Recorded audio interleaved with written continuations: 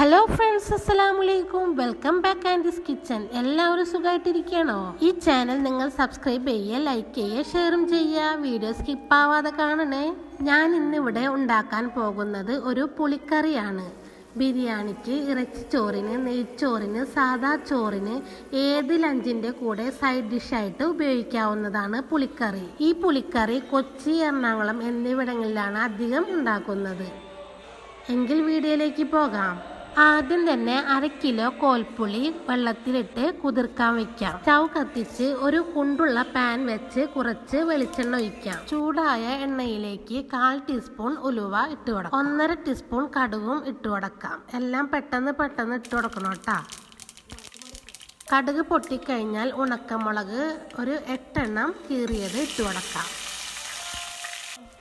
പിന്നെ കുറച്ചധികം വേപ്പില ഇടാം.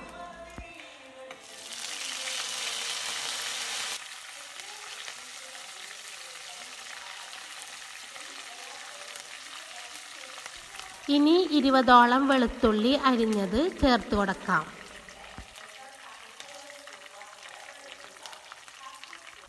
പിന്നെ ഒരു വലിയ കഷ്ണം ഇഞ്ചി ചെറുതായി അരിഞ്ഞത് ചേർത്ത് കൊടുക്കാം.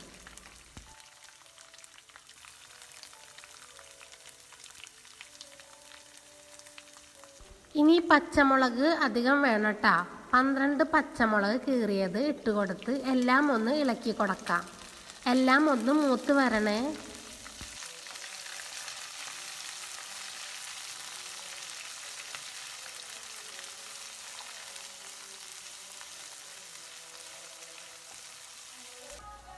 പിന്നെ 1/4 ടീസ്പൂൺ മഞ്ഞൾപ്പൊടി ചേർത്ത് കൊടുക്കുക.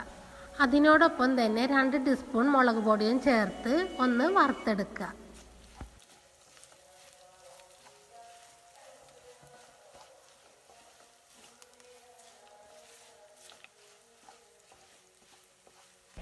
അപ്പോഴേക്കും വെള്ളത്തിലിട്ട പുളി പിഴിഞ്ഞ് വെച്ചേക്കണേ.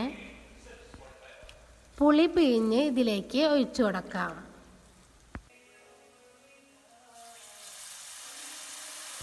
രണ്ട് പ്രാവശ്യം നല്ലോണം പിഴിഞ്ഞ് വേണം ഒഴിച്ചു കൊടുക്കാൻ.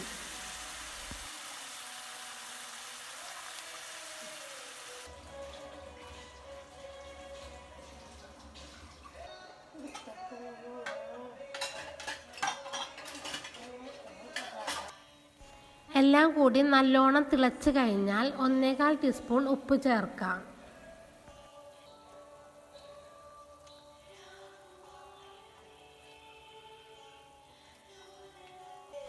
പിന്നെ ഇളക്കി യോജിപ്പിച്ച് 3 കട്ട ശർക്കര ഇതിലേക്ക് ഇട്ട് കൊടുക്കാം.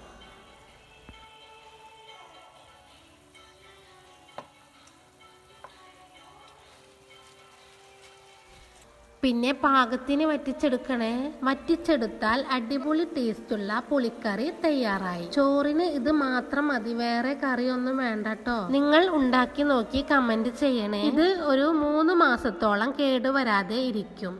ഫ്രിഡ്ജിൽ വെച്ച് കുറേശ്ശെ എടുത്ത് ചൂടാക്കി കഴിക്കാവുന്നതാണ്.